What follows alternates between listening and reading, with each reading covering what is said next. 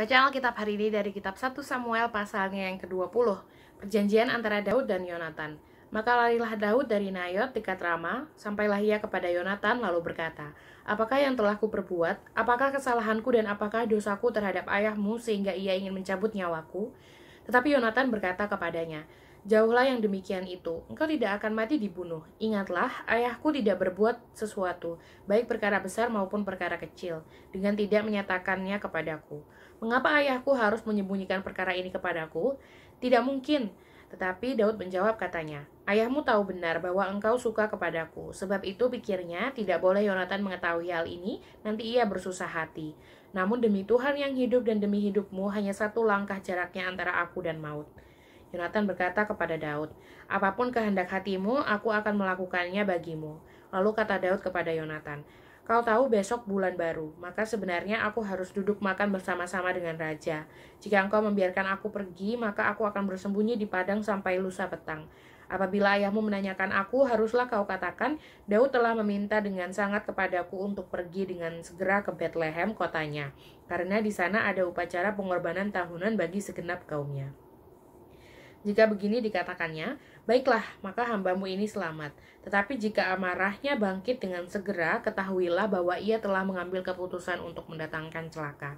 Jika demikian, tunjukkanlah kesetiaanmu kepada hambamu ini, sebab engkau telah mengikat perjanjian di hadapan Tuhan dengan hambamu ini. Tetapi jika ada kesalahan padaku, engkau sendirilah membunuh aku. Mengapa engkau harus menyerahkan aku kepada ayahmu?"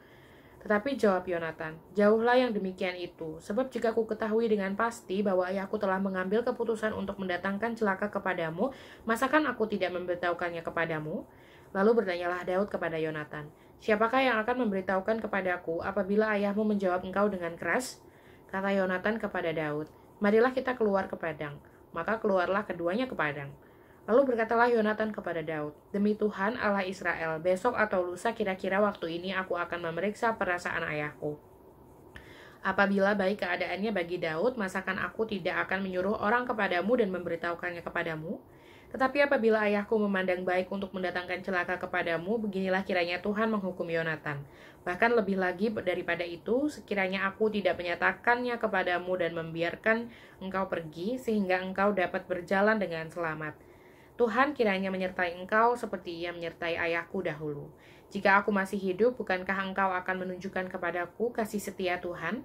Tetapi jika aku sudah mati, janganlah engkau memutuskan kasih setiamu terhadap keturunanku sampai selamanya. Dan apabila Tuhan melenyapkan setiap orang dari musuh Daud dari muka bumi, janganlah nama Yonatan terhapus dari keturunan Daud, melainkan kiranya Tuhan menuntut balas daripada musuh-musuh Daud." Dan Yonatan menyuruh Daud sekali lagi bersumpah demi kasihnya kepadanya, sebab ia mengasihi Daud seperti dirinya sendiri.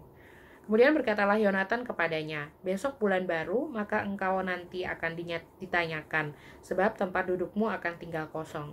Tetapi lusa engkau pasti akan dicari. Engkau harus datang ke tempat engkau bersembunyi pada hari peristiwa itu, dan duduklah dekat bukit batu. Maka aku akan memanahkan 3 anak panah ke samping batu itu, seolah-olah aku membidik suatu sasaran. Dan ketahuilah, aku akan menyuruh bujangku, pergilah pencari anak-anak panah itu. Jika tegas kukatakan kepada bujang itu, lihatlah anak-anak panah itu lebih kemari, ambillah, maka datanglah, sebab demi Tuhan yang hidup engkau selamat dan tidak ada bahaya apa-apa.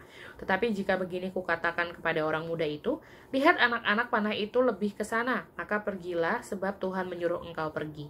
Tentang hal yang kita janjikan itu antara aku dan engkau, sesungguhnya Tuhan ada di antara aku dan engkau sampai selamanya."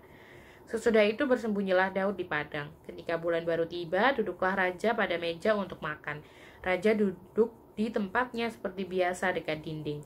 Yonatan berhadapan dengan dia, Abner duduk di sisi Saul, tetapi tempat Daud tinggal kosong. Dan Saul tidak berkata apa-apa pada hari itu, sebab pikirnya, barangkali ada sesuatu yang terjadi kepadanya, mungkin ia tidak tahir, ya tentu ia tidak tahir.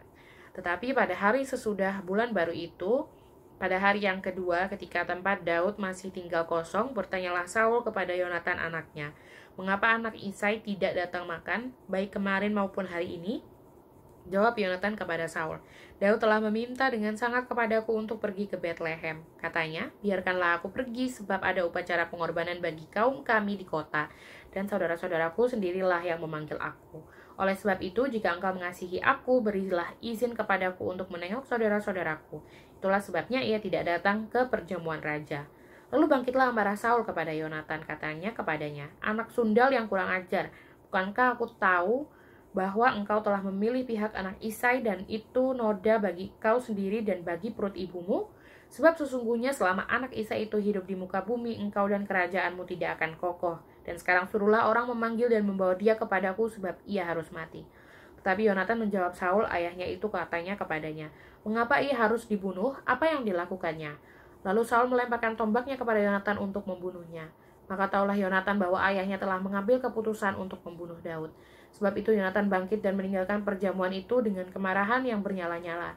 Pada hari yang kedua bulan baru itu ia tidak makan apa-apa sebab ia bersusah hati karena Daud, sebab ayahnya telah menghina Daud. Pada waktu pagi keluarlah Yonatan ke padang bersama-sama seorang budak kecil sesuai dengan janjinya kepada Daud.